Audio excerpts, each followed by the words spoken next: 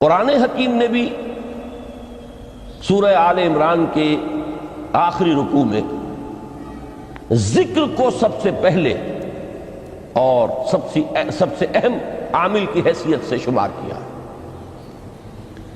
چنانچہ اس کی پہلی آیت جو ہے سورہ آل عمران کے آخری رکوع کی، اس میں تو وہی مضمون جو میں بیان کر چکا وہ آیا ہے، ان فی خلق السماوات والارض واختلاف اللیل والنہار لآیات لأولی الالباب۔ یقیناً آسمان اور زمین کی تخلیق میں اور دن اور رات کے الٹ پھیر میں نشانیاں ہیں ہوش مندوں کے لیے۔ ان کے ذریعے سے انسانی شعور کے اندر وہ معرفت رب اجاگر ہوگی۔ وہ پہلا مرحلہ اب اس نے طے کر لیا، وہ ڈورمنٹ معرفت اب ایکٹیویٹ ہو گئی۔ اب مزید فکر کا مرحلہ ہے جو اگلی آیت میں آیا ہے، الذین یذکرون اللہ قیاما وقعودا وعلی جنوبہم ویتفکرون فی خلق السماوات والارض ربنا ما خلقت ھذا باطلا سبحانک فقنا عذاب النار۔ یعنی تفکر جو ہے ویتفکرون فی خلق السماوات والارض، وہ تفکر کرتے ہیں، غور و فکر کرتے ہیں آسمان اور زمین کی تخلیق میں، لیکن اس تفکر کے ساتھ لازماً ذکر اور ذکر مدام، ذکر بھی وہ کہ جو مستقل ہو، ہر حالت میں ہو۔ الذین یذکرون اللہ قیاما وقعودا وعلی جنوبہم، وہ لوگ کہ جو اللہ کو یاد رکھتے ہیں، اللہ کا ذکر کرتے ہیں، کھڑے ہوئے بھی، بیٹھے ہوئے بھی، اور اپنے پہلوؤں کے بل یعنی لیٹے ہوئے بھی۔ اب ان تین کے سوا تو کوئی پوزیشن انسان کی نہیں ہے، اسی کا نام ہے دوام ذکر۔ اور اس کے ساتھ اگر وہ تفکر کرتے ہیں تو ان کا فکر اگلی منزل تک پہنچتا ہے۔ تو پہلی شے تھی فکر انسانی کی صحیح رخ پر مزید پیش قدمی اور پیش رفت، اور اس کے لیے لازم ہے ذکر و فکر کا امتزاج۔ دوسری چیز کو لیجئے عمل کی درستی۔ اس عمل کی درستی کے لیے اللہ تعالیٰ کے ساتھ ایک گہرے تعلق کی ضرورت ہے، اس لیے کہ صبر کی بحث میں یہ مضامین شاید آپ کے سامنے آ گئے ہو کہ صبر جہاں مصیبت پر صبر ہوتا ہے، تکلیف پر صبر ہوتا ہے، اللہ کے احکام پر جمنا یہ بھی صبر ہے، نفس کی خواہشات کی باغ کو تھام کر رکھنا، کھینچ کر رکھنا یہ بھی صبر ہے، اور استقامت کسی شے پر قائم رہنا یہ بھی صبر ہے۔ تو عمل صحیح پر استقامت کے لیے وَاصْبِرْ وَمَا صَبْرُكَ إِلَّا بِاللَّهِ، اس صبر کی سب سے اہم جو بنیاد ہے، اس کا جو سب سے بڑا ذریعہ ہے، اس کا جو سب سے بڑا سہارا ہے، وَمَا صَبْرُكَ إِلَّا بِاللَّهِ، اس کے لیے ضرورت ہے ایک گہرے تعلق کی کہ اللہ کے ساتھ ایک ایسا تعلق برقرار رہے جو نہ صرف گہرا ہو بلکہ دائم و قائم، مسلسل۔ ذرا ذہول ہوگا تعلق مع اللہ میں، ذرا کمی آئے گی، شیطان کا وار کاری ہو جائے گا۔ اسی کو حضور نے حدیث میں یوں تعبیر کیا ہے تمثیلاً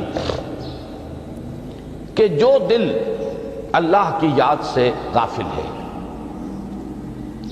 اس پر، فارسی کا وہ مقولہ بھی ہے کہ خانہ خالی را دیو می گیرت، گھر خالی رہے تو جنات اس پر دیو جو ہے آ کر قبضہ جما لیتے ہیں۔ تو خانہ قلب جو ہے اگر یاد خدا بندی سے خالی ہو گیا تو شیطان ابلیس لعین اپنی تھوتنی ٹکا دیتا ہے۔ یہ لفظ آتا ہے سور کے منہ کے لیے تھوتنی، جس طرح اس کا نکلا ہوا سا منہ ہوتا ہے آگے، تو یہ لفظ استعمال کیا گیا کہ وہ اپنی تھوتنی انسان کے دل پر جما کر اور پھوکے مارنی شروع کر دیتا ہے۔ تو شیطان کو موقع ہی تب ملتا ہے جب انسان کے تعلق مع اللہ کے اندر کمی ہو، وہ خانہ بالکل خالی ہو گیا ہو یا اتنا ضعیف ہو گیا ہو کہ کل عدم ہو جائے، گویا کہ نہیں۔ تیسری چیز کی طرف آئیے روحانی ترقی، روحانی ترقی کے لیے میں ایک اصطلاح کے سامنے لا رہا ہوں. اس سے مراد کیا ہے؟ روحانی ترقی کے لیے ہماری دینی اصطلاح ہے تقرب الی اللہ، اللہ سے قریب تر ہوتے چلے جانا. اس پر میرا ایک کتابچہ بھی ہے. تقرب الی اللہ کے دو مدارج، دو درجے، جو در حقیقت ایک حدیث نبوی علیہ الصلوۃ والسلام ہی پر مبنی ہے کہ حضور نے ایک درجہ قرار دیا ہے تقرب بالفرائض، فرائض کے ذریعے سے انسان اللہ کا قرب حاصل کرے. ایک ہے تقرب بالنوافل، نوافل کے ذریعے سے اللہ کا قرب حاصل کرے. ان میں کیا نسبت و تناسب ہے، اہمیت کے اعتبار سے کون بڑھ کر ہے، بلندی کے اعتبار سے کون بڑھ کر ہے، یہ تمام مسائل میں نے اپنی اس تقریر میں بیان کیے تھے جو اس کتابچے میں شائع ہوئی ہے. اس وقت میں اس کی تفصیل میں نہیں جا رہا، صرف یہ تذکرہ اس لیے کر رہا ہوں کہ جن کو بھی خواہش ہو جائے وہ اس کا مطالعہ کرے. ہماری اس وقت کی گفتگو سے وہ کتابچہ اس جگہ پر منسلک ہوگا. تو تقرب الی اللہ، یہ تقرب کوئی فزیکل فینومینن نہیں ہے، جسمانی یا مادی مسئلہ نہیں ہے. اللہ سے قرب یہ نہیں ہے کہ کوئی کروڑوں میل کا فاصلہ ہے، اب ہمیں کوئی رسی پر چڑھنا ہے اوپر بڑی محنت اور مشقت سے. فصل تو ہے ہی نہیں، فاصلہ ہے ہی نہیں، بعد ہے ہی نہیں. نحن اقرب الیہ من حبل الورید، ہم تو انسان سے اس کی شہرگ سے بھی زیادہ قریب ہیں. ہوا معکم اینما کنتم، وہ تو تمہارے ساتھ ہی ہوتا ہے جہاں کہیں بھی تم ہو. بس صرف یہ کہ تمہاری توجہ نہیں ہوتی، تم اور چیزوں میں مشغول و مصروف رہتے ہو، تم ہماری طرف دھیان ہی نہیں دیتے، تم ہماری طرف متوجہ ہی نہیں ہوتے. ہم تو مائل بے کرم ہیں، کوئی سائل ہی نہیں، راہ دکھلائیں کسے رہنو منزل ہی نہیں. انسان جب متوجہ ہو جاتا ہے اور بڑھتا ہے، آگے پیش قدمی کرتا ہے روحانی اعتبار سے، تو یہ ہے در حقیقت تقرب الی اللہ، اور اسی کو ہم کہیں گے روحانی ترقی. اب ان تین چیزوں کو اگر آپ نے ذہن میں جما لیا، پھر میری بات کی ترتیب اس کو ذہن میں قائم کیجئے. ہم چلے کہاں سے؟ کہ دین کے ساتھ اصل مناسبت فلسفے کی نہیں، حکمت کی. نمبر 2، حکمت قرآنی کا پہلا اور اہم ترین اور بنیادی مسئلہ معرفت رب کا حصول ہے. اس کا نتیجہ شکر خدا بندی ہے.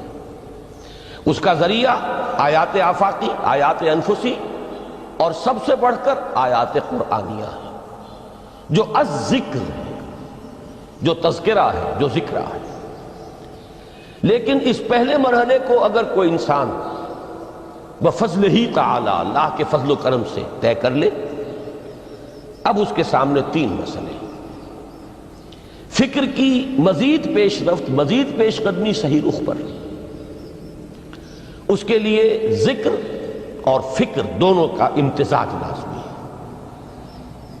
فقر قرآن اختلاط ذکر و فکر. الذین یذکرون اللہ قیاما وقعودا وعلی جنوبہم ویتفکرون فی خلق السماوات والارض. دوسری شے عمل کا درست رہنا، نہ افراط و تفریط ہو، عدم توازن ہو، نہ انسان نفس سے مغلوب ہو جائے، نہ انسان جذبات کی رو میں اندھا ہو جائے، نہ انسان ماحول سے مرعوب ہو کر متاثر ہو جائے. صحیح رخ پر اس کا عمل. نمبر 3، روحانی ترقی، جو اصل حاصل ہے، جو اصل مقصود ہے. نمبر 2 چیز کے لیے تعلق مع اللہ ضروری، نمبر 3 کے لیے تقرب الی اللہ.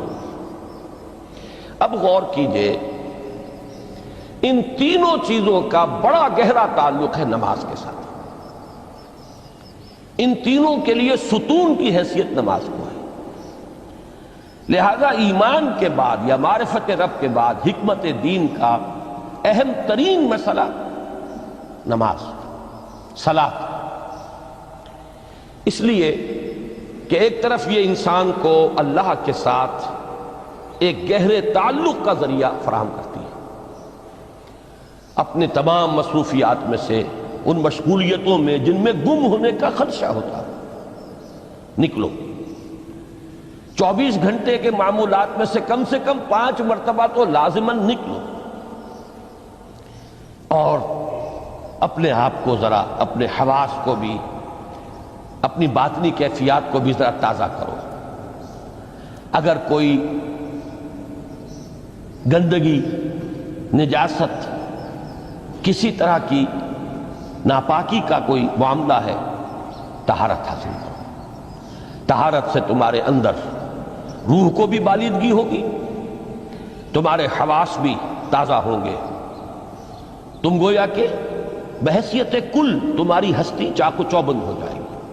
وہ کسل، وہ سستیاں، وہ جو ایک کثافتیں ہوتی ہیں، ان سب سے نجات حاصل کرو، اور اب اپنے رب کے حضور میں کھڑے ہو جاؤ، اس کے ساتھ اپنا عہد بھی تازہ کرو، اس کی اہم صفات کو بھی اپنے ذہن میں پھر مستحضر کرو۔ یہی وجہ ہے، دیکھیے میں نے جو آیات آپ کو شروع میں سنائی تھی، سورہ لقمان کی 2 آیتیں،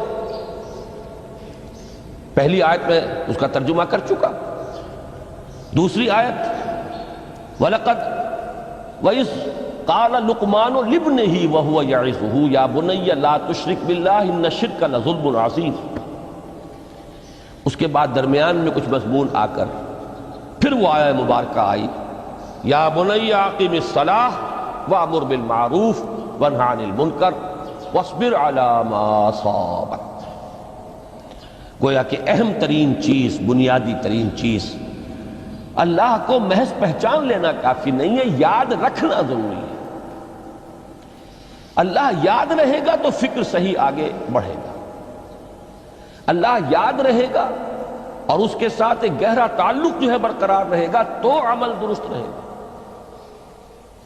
بالکل یہی بات سورہ طٰہٰ میں جو پہلی وحی حضرت موسیٰ علیہ السلام پر ہوئی، اور پہلا مخاطبہ ہے، چونکہ حضرت موسیٰ کو یہ انبیاء کرام کے مقدس گروہ میں ایک امتیازی حیثیت حاصل ہے کہ ان سے براہ راست گفتگو ہوئی ہے، اگرچہ صرف ایک پردہ تھا، اوٹ من ورائے حجاب گفتگو ہوئی ہے، لیکن یہ کہ کوئی فرشتے کا درمیانی جو ہے وہ لنک نہیں تھا، براہ راست اللہ تعالیٰ نے حضرت موسیٰ علیہ السلام سے کلام فرمایا۔ کلم اللہ موسیٰ تکلیما، موسیٰ سے تو اللہ نے کلام فرمایا جیسے کہ کلام کیا جاتا ہے۔ تو پہلا مخاطبہ ہے، یہ پہلا مکالمہ ہے، پہلی وحی کہیے، اسی میں یہ الفاظ بھی موجود ہیں، اننی انا اللہ لا الہ الا انا فاعبدنی واقم الصلاۃ لذکری۔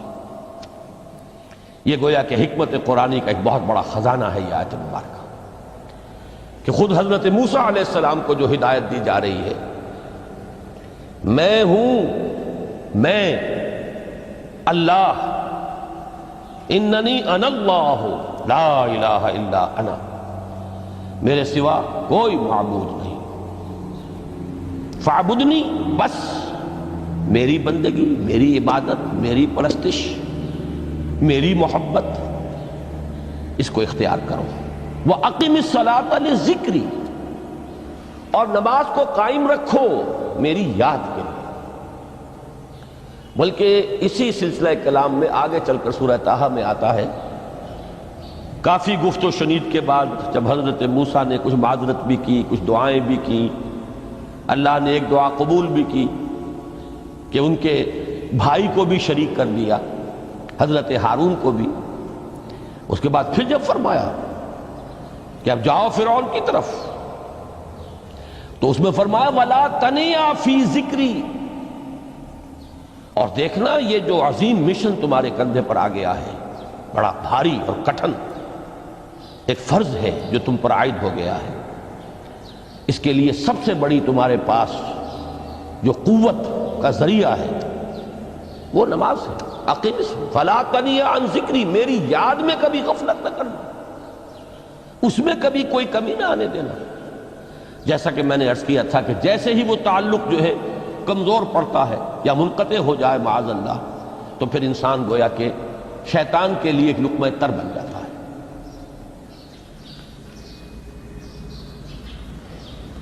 اب آپ غور کیجئے، تیسری شے تقرب الی اللہ، اس کے حوالے سے بھی جو فرائض اور نوافل کی بات ہے اس کو اس وقت ذہن سے نکال کر یہ سمجھیے کہ اس میں نماز کا کیا مقام ہے، اس لیے کہ نماز فرض بھی ہے، نماز نفل بھی ہے، وہ تو ان دونوں میں شریک ہو جائے گی۔ اب اس کو لفظ صلاۃ کے حوالے سے آپ ان دونوں چیزوں کو سمجھیے۔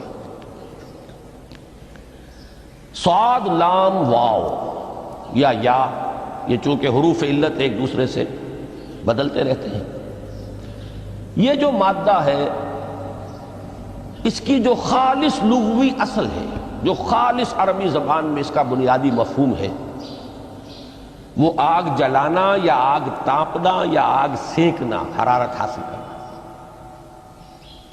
لہذا بار بار آتا ہے جہنم کے ذکر میں، اسلوہا، اب جلو اس میں، تاپو اس کو، یہ سینکے گی تمہیں۔ بلکہ تفتلون کا لفظ آیا ہے حضرت موسیٰ کے کلام میں، جب وہ گئے تھے کوہ طور پر، جب پہنچ گئے تو تھے آگ تک کی تلاش میں، لعلکم تفتلون، تو اپنے اہل خانہ سے یہی کہا تھا کہ مجھے کہیں وہ روشنی نظر آ رہی ہے، غالباً کوئی وہاں سے آگ مل سکے گی، ورنہ یہ کہ کوئی رہنمائی کو رستہ مجھے مل سکے گا، میں وہ آگ لے آؤں گا، کوئی چنگاری وہاں سے لے آؤں، لعلکم تفتلون، تاکہ تم، اب یہ اصطلاح در حقیقت باب افتعال ہے، اور یہ تے یہاں پر توئے کی شکل اختیار کر گئی، تا نے توبن کی صورت اختیار کی صاد کی وجہ سے۔ بہرحال اس کا سب سے بنیادی مفہوم جو ہے وہ ہے تاپنا، سکائی حاصل کرنا، حرارت۔ اس کے حوالے سے سمجھ لیجئے کہ سب سے بنیادی تعلق اس کا جو ہے وہ روح کے ساتھ ہے۔ روح میں محبت خداوندی کی آگ اگر ٹھنڈی پڑ گئی ہو،